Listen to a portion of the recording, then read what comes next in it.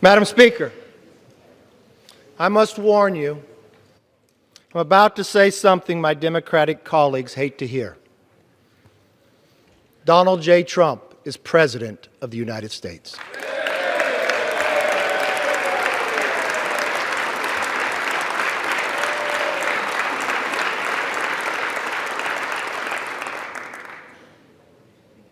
He is president today, he'll be president tomorrow, and he will be president when this impeachment is over.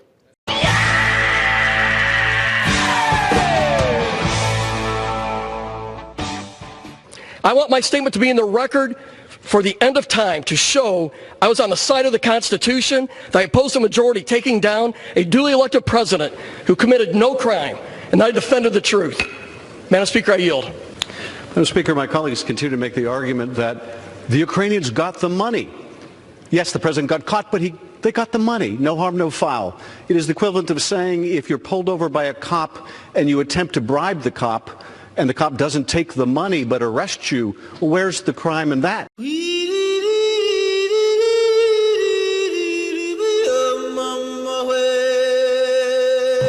Like, what the hell? What is this? Like, what? What?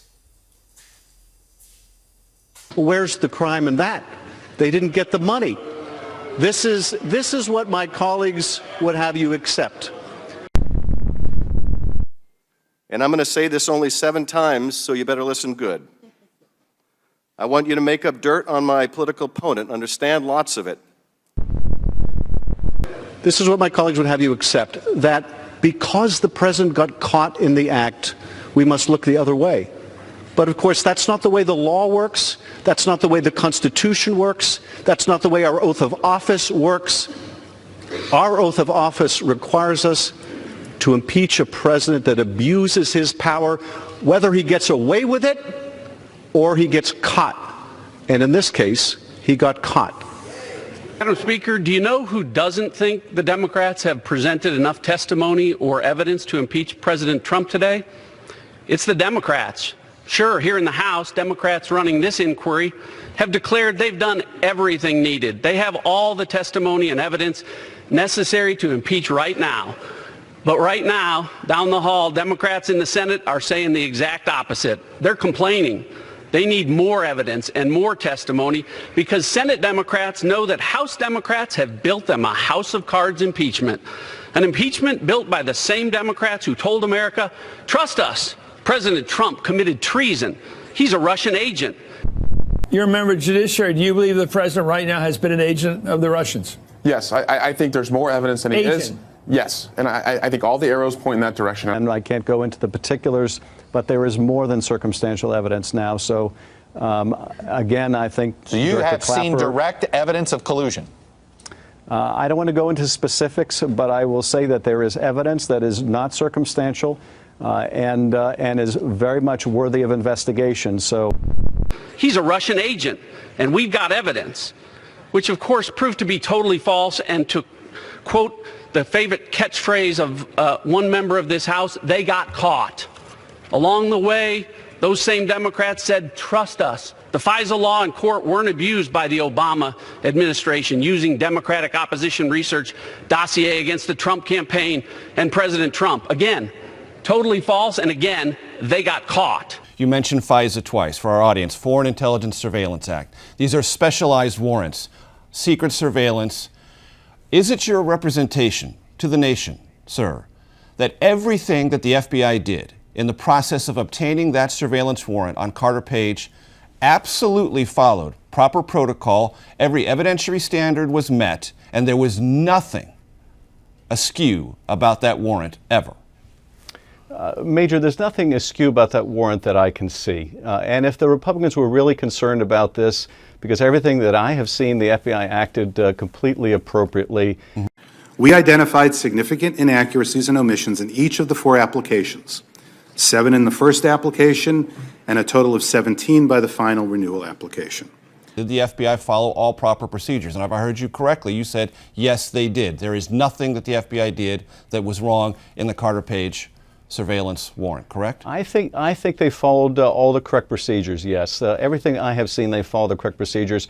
But the Inspector General report says the FISA application was in many ways inaccurate, incomplete, or unsupported. Correct? I think they followed all the correct procedures, yes. Inaccurate, incomplete, or unsupported. And again, they got caught. And when Democrats started this latest impeachment inquiry, they said, trust us. We have not yet spoken to the whistleblower. Again, totally false, and they got caught. Are unwilling to do so. But yes, we would love to talk directly with the whistleblower. Regret saying that we, the committee, weren't in touch with the whistleblower. I should have been much more clear, and I said so the minute it was brought to my attention that... Sadly, my Democratic colleagues have placed their own credibility in the hands of members of this body that have no credibility left, members that nobody trusts because they keep getting caught betraying America. But unless a bolt of courage and integrity strikes that side of the room in the next hour, history will reflect that Donald Trump is the third president to be impeached.